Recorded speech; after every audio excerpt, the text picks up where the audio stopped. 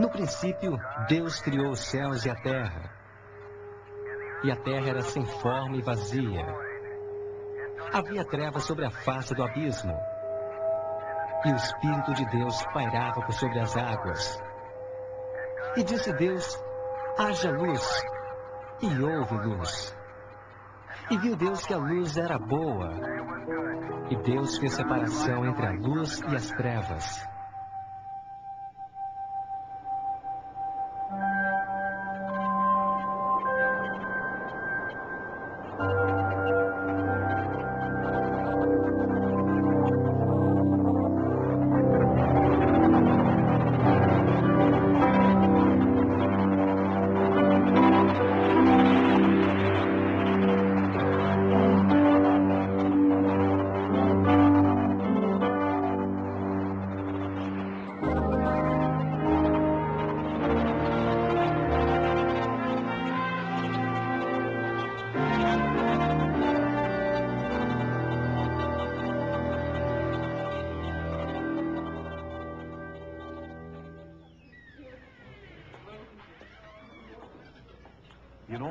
Em quase todos os sistemas educacionais do mundo, os jovens são ensinados a respeito do grande mistério: como apareceu o mundo.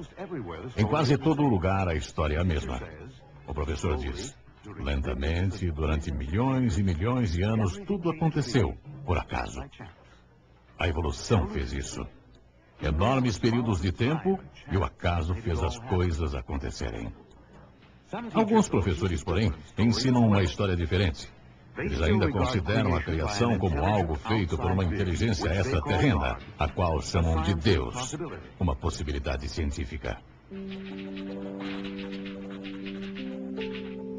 Nesses programas, você conhecerá um britânico brilhante, o professor Arthur Wilder Smith, um dos poucos cientistas do mundo que já recebeu 3 doutorados. Ele já publicou mais de 60 livros e artigos científicos, não só na área do debate criação versus evolução, mas também na sua área da ciência, que é a bioquímica. O professor Wilder Smith vive na Suíça há muitos anos e é uma das autoridades mais respeitadas na Europa na controvérsia sobre criação e evolução. Vamos dar uma olhada no mundo ao nosso redor.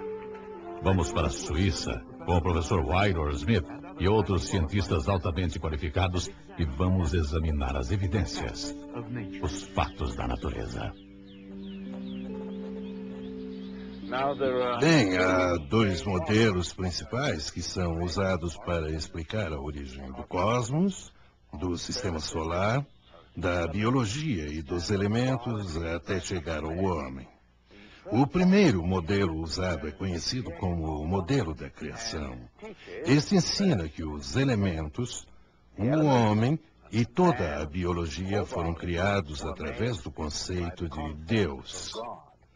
E que ele criou num período curto de tempo, significando que a Terra é relativamente nova. Esse é o modelo criacionista. O segundo modelo é conhecido como o modelo evolucionista e presume que os elementos, o cosmos, a biologia e o homem se desenvolveram durante milhões e milhões de anos lentamente, espontaneamente, por acaso. E que esse princípio evolucionário é o princípio por trás da biologia e dos elementos em toto. Isso é conhecido como modelo evolucionista. Vamos agora, nesta série de vídeos, dar uma olhada nos 2 modelos e ver em qual modelo as provas se encaixam melhor.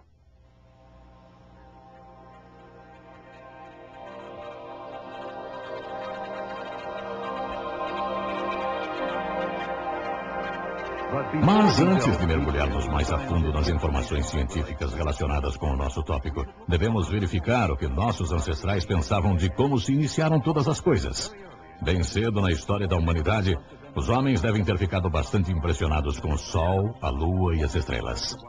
O professor Wilder Smith diz: o homem é fundamentalmente religioso e, se tiver a chance de ancorar sua fé em algo, é isso que ele faz. Nos dias antigos, os homens, olhando para as estrelas e a lua, e provavelmente não as entendendo, chegaram à conclusão de que elas eram formas de deuses. Enquanto que na Mesopotâmia a lua e as estrelas tornaram-se objetos de adoração, no Egito o sol era dominante e adorado como um deus. Para os egípcios, o sol era o rei dos deuses e imperador do mundo. Eles acreditavam que o sol, dia após dia, vencia o caos das trevas para raiar sobre aquele oceano primitivo triunfantemente, conduzindo seu barco solar pelos céus até desaparecer, iluminando o submundo durante a noite. Um conhecido hino ancestral ao deus egípcio do sol, Atom, é guardado no Museu Egípcio do Cairo. Ele fala a respeito do sol como fonte de toda a vida. Tu, ó sol vivente, que dás início à vida, tu és radiante, magnífico, brilhante e alto acima das terras. Tu que causas o fruto na mulher, que criaste a semente no homem e que deste vida à criança no útero de sua mãe. É bem diferente a história contada na Bíblia, o livro de um outro povo antigo do Oriente Médio, o povo de Israel. A Bíblia diz que só há um Deus, Criador do céu e da terra, e portanto Criador também do sol. Deus é a fonte de luz e vida, e o sol, a lua e as estrelas são somente portadores de luz, indicadores do tempo e das estações. A descrição bíblica é completamente diferente de todas as histórias da origem do mundo e, como muitos cientistas hoje acreditam, historicamente ela é de completa confiança. É um relato sóbrio de como esse maravilhoso mundo apareceu.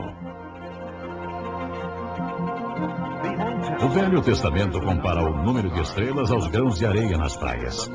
O surpreendente é que essas palavras foram escritas quando os antigos astrônomos achavam saber exatamente quantas estrelas existiam. Só alguns milhares. Era tudo o que podiam ver a olho nu. Como poderiam saber esses escritores bíblicos, mesmo milhares de anos antes de Galileu apontar seu telescópio astronômico para o céu em 1609, que as estrelas são literalmente incontáveis? Galileu ficou pasmo pelo que viu. Nenhum homem poderia começar a estimar com precisão o número das estrelas do universo. No entanto, milhares de anos antes, a Bíblia indicava que o universo era literalmente vasto demais para ser compreendido pela mente humana.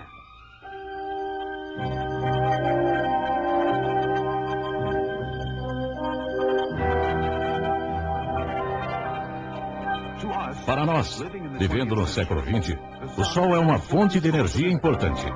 A energia de que nós necessitamos desesperadamente. Contudo, na nossa teoria evolucionista, como os antigos egípcios, nós temos o Sol como quem dá origem à vida. E como os antigos babilônicos, muitos creem que a posição das estrelas determina seu futuro. A astrologia e os horóscopos têm um papel importante nas vidas de muitos e têm crescido sua importância com mais e mais horóscopos influenciando os homens e as mulheres de hoje. Então, será que nós somos mais avançados, mais sofisticados do que as antigas civilizações?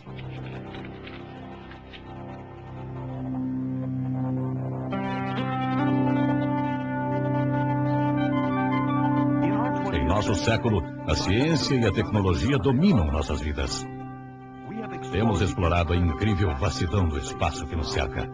Aterrissamos na Lua e colocamos postos de observação em Marte.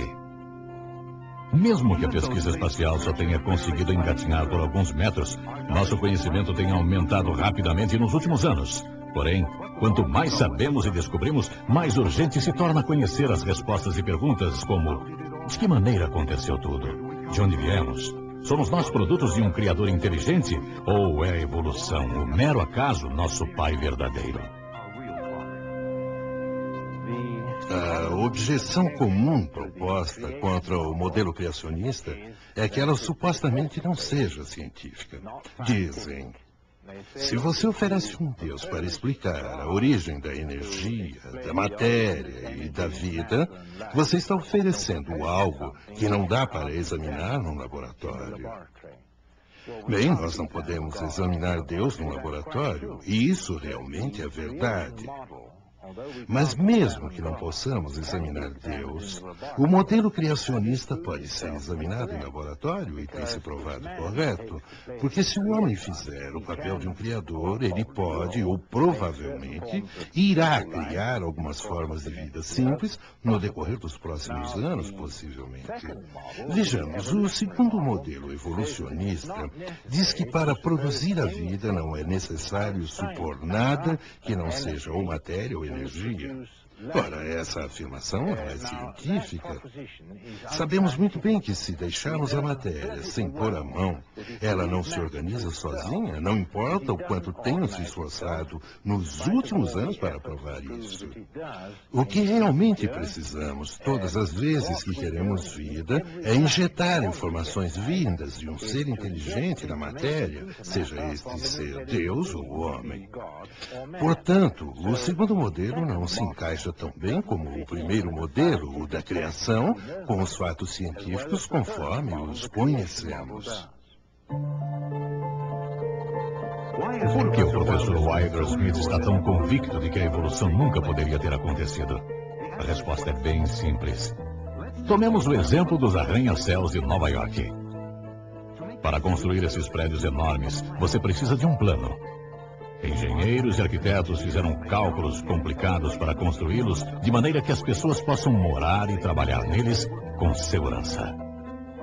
É claro que ninguém tem a ilusão que esses prédios vão durar eternamente. Tudo na natureza obedece às suas leis imutáveis. A segunda lei da termodinâmica diz que, eventualmente, tudo irá cair e se desintegrar. Nada é eterno. Tudo muda. E o caos aumenta. Isso não se aplica somente às coisas que construímos, mas também à natureza. Os processos químicos que mantêm a vida de nossos corpos tornam-se menos eficientes à medida que envelhecemos. Já estamos acostumados com essa lei universal. Um relógio perde a corda. Um carro enferruja. Deixados à vontade, todas as composições químicas tendem a se desfazerem, dividindo-se em matérias mais simples ao invés de se tornarem mais complexas. Para o conhecido evolucionista Isaac Asimov, esse problema de caos progressivo tem se tornado a inspiração para uma história de ficção científica. Asimov, escrevendo em Nova York a maioria de seus 200 livros de ciência e ficção científica, conta por que tudo na natureza regride até chegar ao caos. A segunda lei da termodinâmica afirma que a quantidade de força de trabalho disponível que se pode extrair da energia do universo está constantemente diminuindo. Se você tiver bastante energia em um local em grande intensidade, para que você possa ter uma alta temperatura aqui e baixa temperatura ali, então você pode extrair dessa situação a força de trabalho. Quanto menor a diferença de temperatura, menor a força que se pode obter. Ora, de acordo com a segunda lei da termodinâmica, existe sempre uma tendência das áreas quentes se esfriarem e das áreas frias esquentarem, de forma que cada vez menos força de trabalho pode ser aproveitada. Até que, por fim, quando tudo está com uma só temperatura, é impossível aproveitar qualquer força, embora toda a energia ainda esteja ali. E isso é verdade para tudo em geral, para o universo inteiro.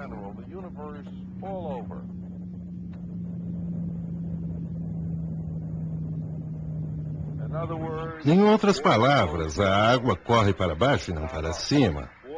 A água procura seu nível, não se separa. As coisas se tornam desordenadas.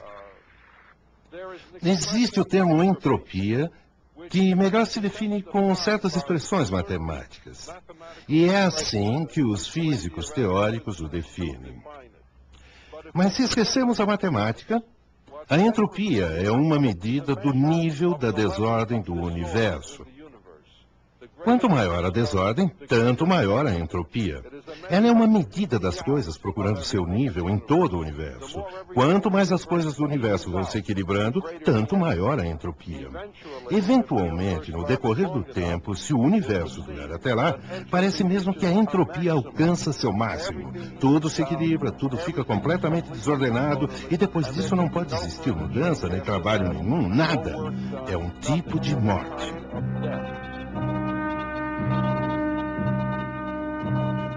Os cientistas desconhecem qualquer exceção a essa lei. E ainda que o Dr. Asimov pessoalmente não o reconheça como tal, muitos cientistas acreditam que isso seja um obstáculo verdadeiro e muito sério à teoria da evolução, porque a evolução requer que os átomos se organizem em arranjos cada vez mais complexos e ordenados. O evolucionismo afirma que durante milhões de anos, tudo está basicamente se desenvolvendo para cima e se tornando cada vez mais ordenado e complexo. Entretanto, esta lei básica da ciência, a segunda lei da termodinâmica, diz o exato oposto. Os arranjos complexos e ordenados tendem a se tornar cada vez mais simples e desordenados com o passar do tempo. Há um impulso irreversível para baixo através de todo o universo. Vários cientistas apontam que basta só isso, só essa lei, quando compreendida em toda a sua essência, para desacreditar a teoria da evolução. De fato, é uma das razões mais importantes que motivou vários evolucionistas a deixarem de sua teoria em favor da ideia de uma criação original.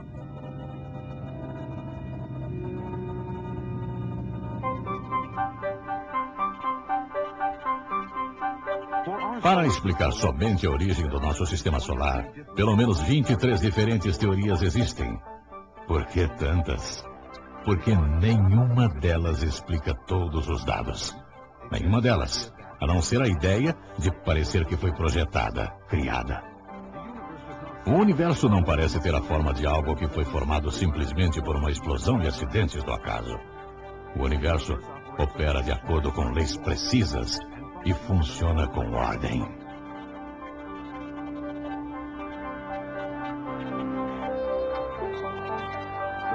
Quanto mais nós o exploramos, mais encontramos ordem nos movimentos e sistemas. Será que tudo isso aconteceu por acaso?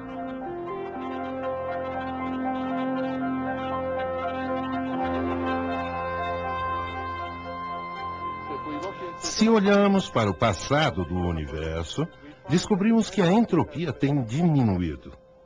Isso quer dizer que a desigualdade da energia está aumentando. No passado, mais energia se acumulava em um ponto e não em outro. Até que, finalmente, se voltamos suficientemente no tempo, percebemos que a entropia estava em um mínimo e tudo assim fica tão ordenado quanto é possível estar. O que parece agora é que foi naquele tempo que toda a matéria do universo estava em um grande bolo e tudo arranjadinho, fila, por assim dizer, como os soldados em um desfile militar. E então explodiu. Foi o Big Bang, e isso foi há uns 15 bilhões de anos. E logo que explodiu, tornou-se mais desordenado. E a desordem vem aumentando gradativamente de lá para cá. É como se todos os soldados que estavam desfilando tivessem recebido a ordem de debandar. E desde aquele tempo caminham em qualquer direção, cada um por onde quer, até se espalharem por igual sobre toda a Terra, quando então a entropia fica no máximo.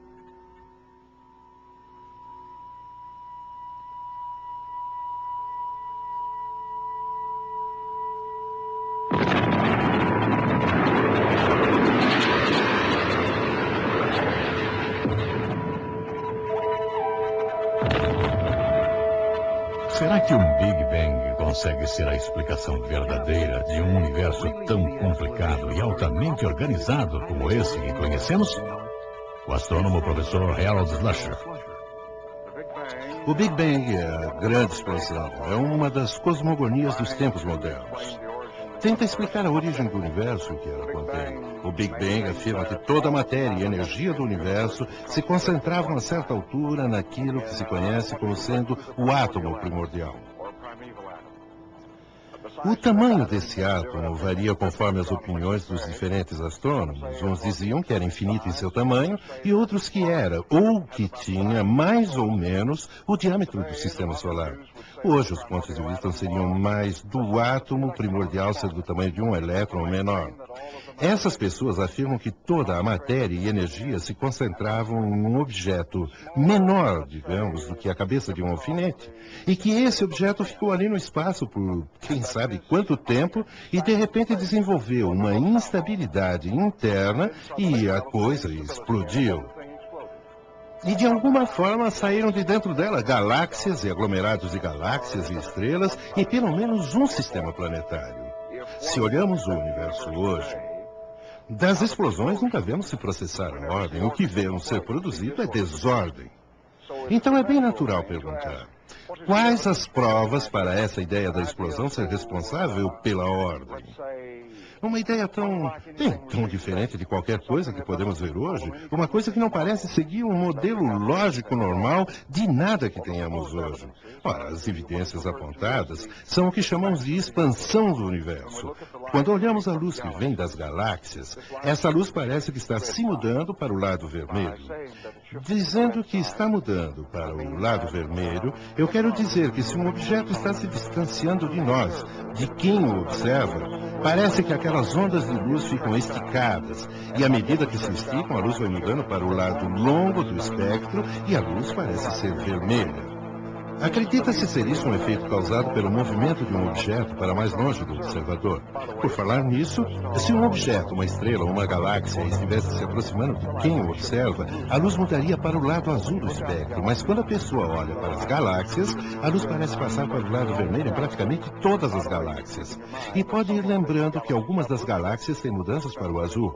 Ninguém jamais explicou por que com base no universo em expansão, mas a maioria das galáxias tem mudanças para o vermelho. Isso é tomado como prova de um universo em expansão. Existe uma variedade de outras explicações científicas reconhecidas como possíveis para o fato da mudança para vermelho que não exigem falar em explosão nem expansão do universo. Por exemplo, como Einstein previu, a luz pode ficar avermelhada por causa da gravidade, aquela força de atração entre toda a matéria do universo. Além disso, há muitas razões para pôr em dúvida seriamente o universo ter sido formado com uma grande explosão. Aqui na Terra, em toda a nossa experiência, nunca observamos explosões que produzissem arranjos ordenados. Estou certo que você consideraria o caso absolutamente incrível, fantástico e fictício se eu lhe dissesse que tinha visto uma dessas montanhas explodir e que da explosão eu tinha visto as rochas e o pó e os gases se baixarem para formar uma cidade, digamos uma cidade de pedra, na qual você teria bem mais ordem e complexidade e informações do que existiram naquela montanha de pedra. Parece-me praticamente impossível obter-se o universo real que vemos aí à nossa volta, não uma coisa imaginária, mas um universo visível, bem complexo, cheio de informações, a partir de uma grande explosão, um Big Bang. Só me parece possível obtermos um universo complexo que tem informações quando a matéria e a energia são criadas, visto que não vai surgir espontaneamente do nada, mas ser criado e depois a ordem ser colocada em seu sistema e a complexidade ser colocada no sistema e nas informações a partir de fora.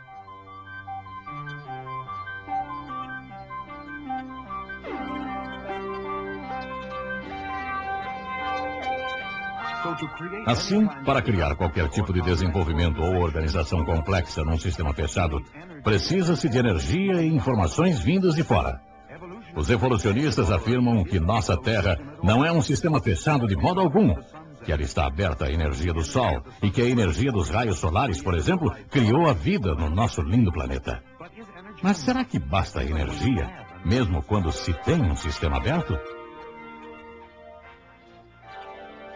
Há numerosos problemas ao explicar a teoria da evolução, particularmente do ponto de vista da termodinâmica. As leis da termodinâmica são 3.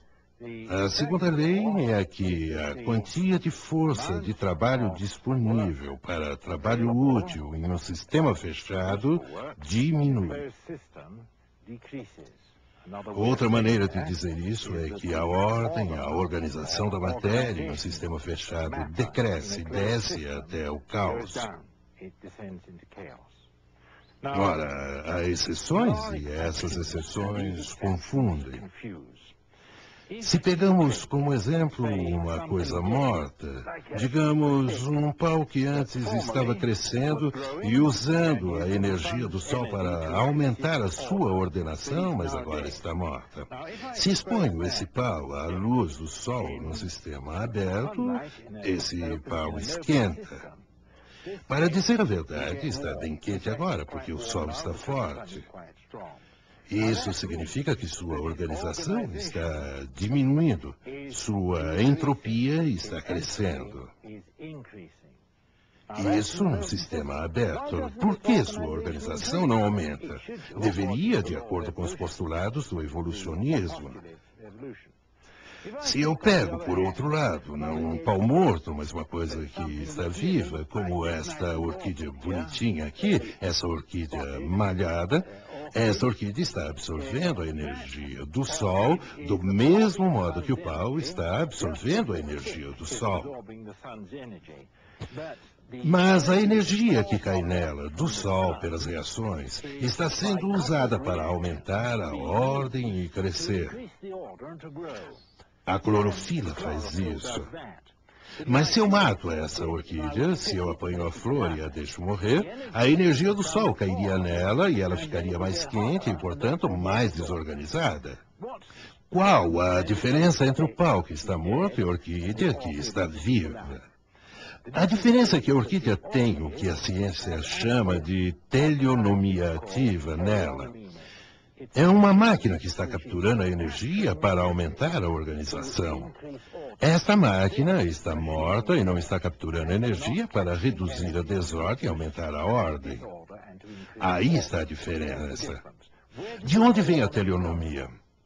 A teleonomia, o princípio da ordenação, não reside na própria matéria, mas reside na vida. Onde há vida, há a teleonomia, e então a energia solar pode ser recebida e fazer a coisa crescer. Isto é, aumenta sua organização.